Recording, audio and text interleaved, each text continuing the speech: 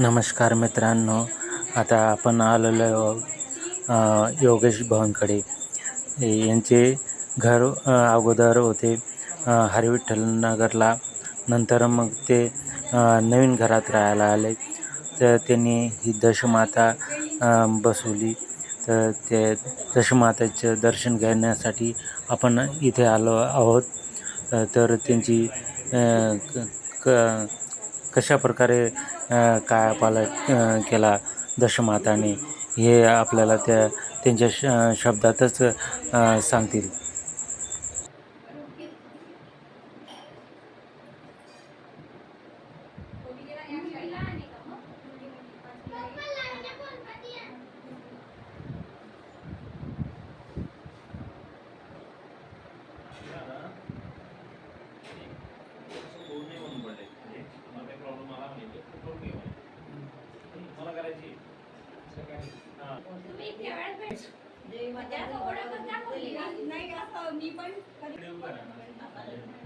या तुम्ही करा ना, तुम्ही करा ना करा.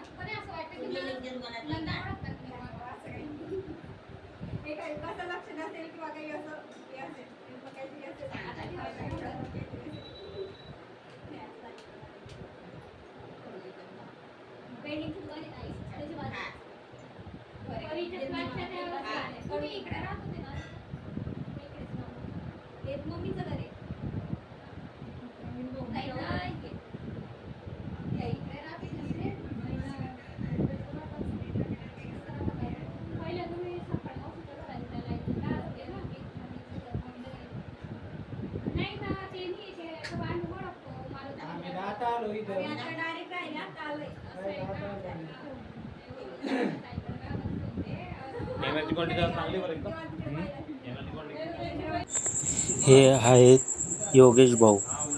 यांच्या घरी आलेलो आहे आपण.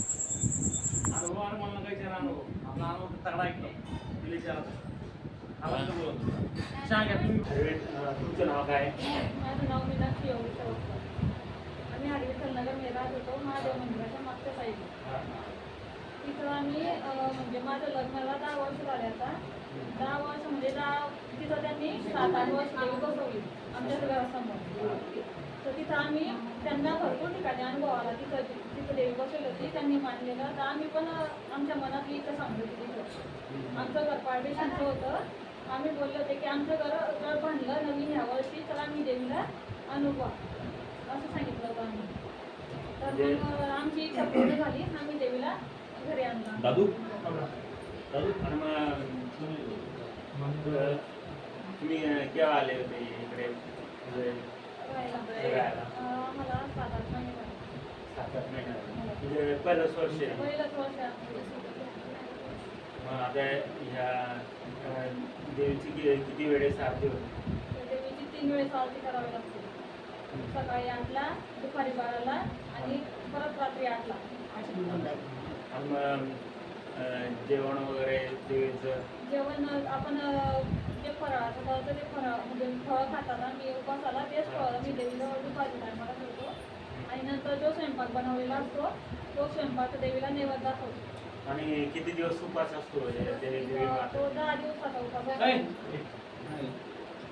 आणि मग देवीला म्हणजे तुझा निरंकार उपास असतो का? फळं एक टाइम फळं खातो, एक टाइम सोडायचं आहे. पण नियम त्याचे कसे पाहिलं तर खूप कडक आहे. पण आमच्याकडनं जर सोडलं तसे आम्ही केले ते नियम. दुपारचं जेवण त्यावेळेस तुम्ही आरती झाल्यानंतर दुपारी नाही 12 वाजता 12ला जे आपण फळं खातो ते फळं ठेवल्या जातं.